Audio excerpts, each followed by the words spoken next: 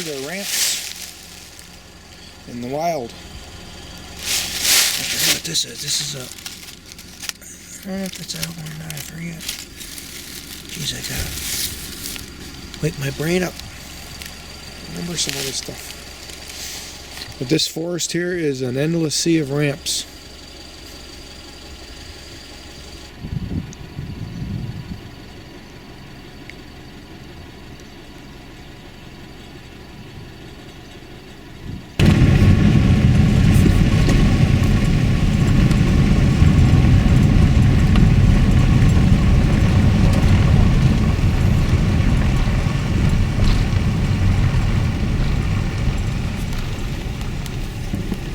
This is called a barber chair, and it'll kill a logger just like that.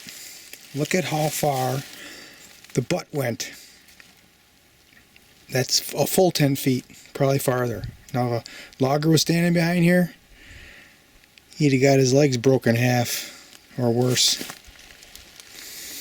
But what I did is I cut it that far so that I cut it, and I wanted to cut it enough that when the wind came along, it'll crack it on its own without me being around.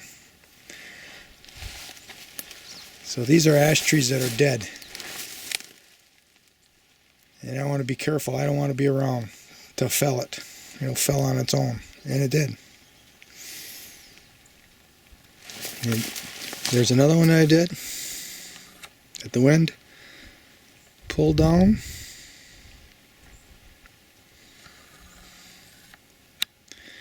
And here's a third one.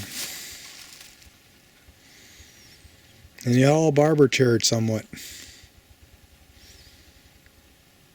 This one landed funny, right on top of where it cracked. Probably because when it fell, it hit that higher section there, and it kind of held it up a little bit and allowed it to just break off right there in the spot and rest there. And I'll be cutting these up for firewood. Here's a big one that I didn't do yet. This one's I gotta think about for a while. It is leaning the right way. And what I'm trying to do is fell this all down without affecting the deer shack,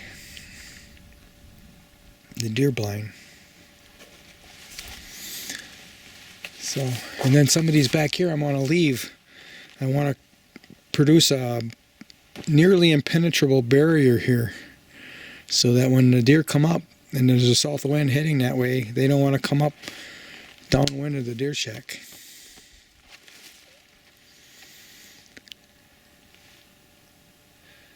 But I'm not going to cut anymore. I cut a couple of them here now, so the next time I come, if they have fallen, then I'll cut a few more. See, these little ones I cut. This one's got a cut right here. It falls in where I'm going to make firewood. This one's going to fall the other way. See the cut?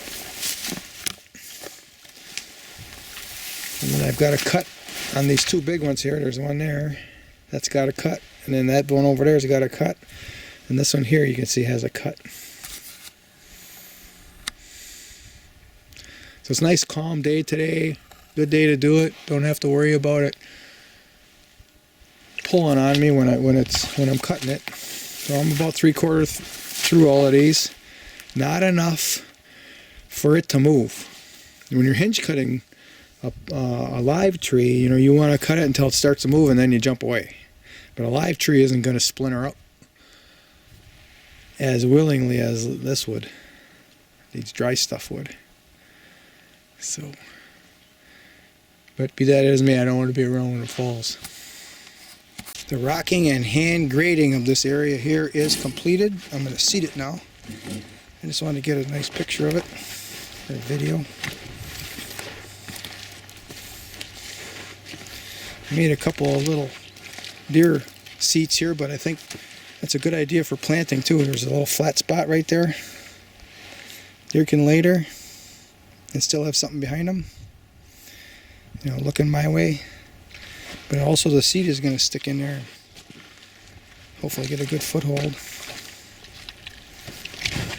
I'm going to be planting clovers, 3 different types of clovers, chicory, and maybe 20 different types of garden seeds that I have left over. So I am planting a garden for deer. We'll see how that works out. I've pruned this red osier dogwood in the past. You can see it right here. And it sends out new shoots below the cut. I've done it a few times, and then I would cut these sections into sticks and just stick them in the ground, and they would root all on their own. Now I've done different areas, and the areas that dry out don't seem to take very well. Like 1 out of every 10 maybe grows.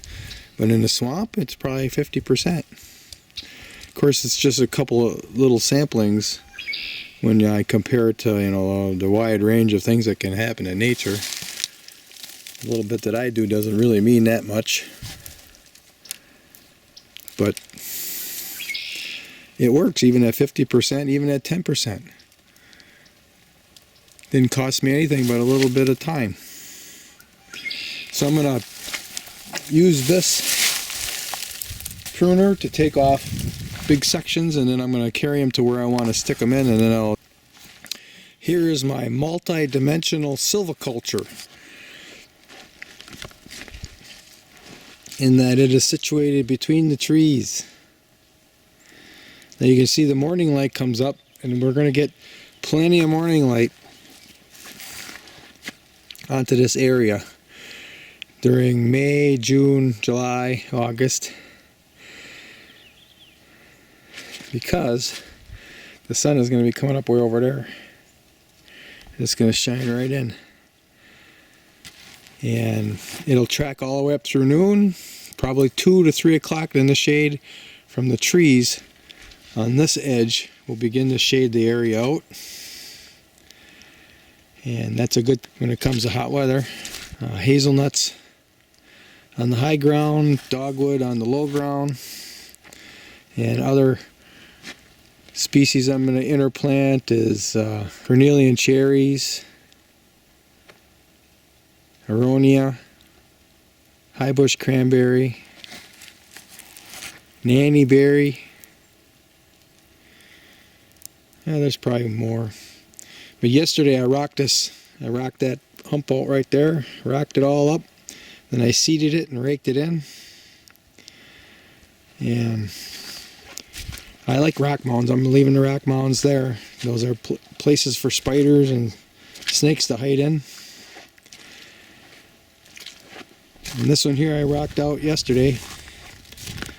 That took me probably like 8.5 hours. I rocked it all out and raked it, seeded it, and then raked the seed in. You can see the outlines of my raking here. I made very small, short strokes on the rake so that I wouldn't grab seed from one spot and, drag it 3 feet over.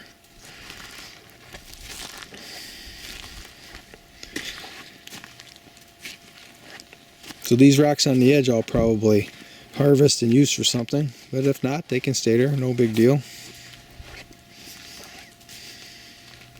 What this was 2 large mounds. One was, this side here was topsoil, then the closer to the pond was all clay. It was all material coming out of the hole to make the pond here. And it sat there for years because I ran out of money. I think we built in 2014 or 2015, something like that. And now last year I finally bought a backhoe. I'm recovering from my business problems. And now I'm beginning to work this over with the backhoe. So I brought these 2 mounds down and distributed around, and I made this into a multi-dimensional planting, multi-dimensional geography-wise, wet and dry, small and larger.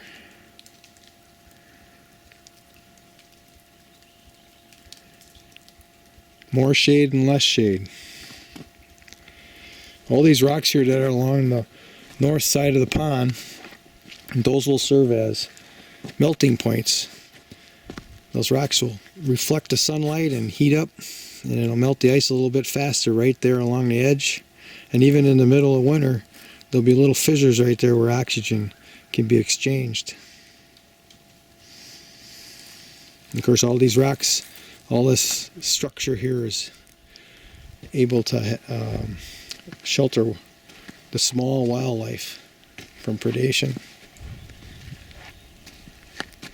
Now, I have a ledge here that I planted wild rice on as an experiment, but a lot of rocks are destined to go on that ledge.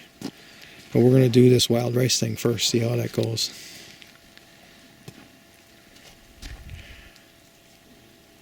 And all the fingers that I dug into the pond, now there's more edge.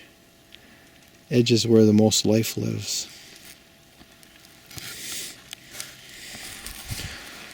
So I got a lot of man hours into this spot right here, and I've enjoyed every bit of it except for last night, because I did a lot of rocking yesterday. I was stiff, but that's good. Challenged the body to make it tougher. And if I just sat around in a rocking chair watching TV, I'd get weaker. But since I'm out here challenging my body, I'm getting stronger. How about that? I'm becoming older and stronger and healthier.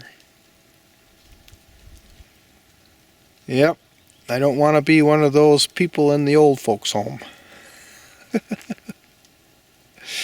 I'm going to work it. We'll see. I mean, who knows? Anything can happen. But this is what I think. Doesn't mean what I think is right, but it's what I think. I'm going to put a challenge to myself. I'm going to challenge myself on this piece of ground that doesn't want to grow anything, and I'm going to challenge myself out in the woods hunting for deer, and I'm going to challenge myself on the lakes and the rivers trying to catch a fish.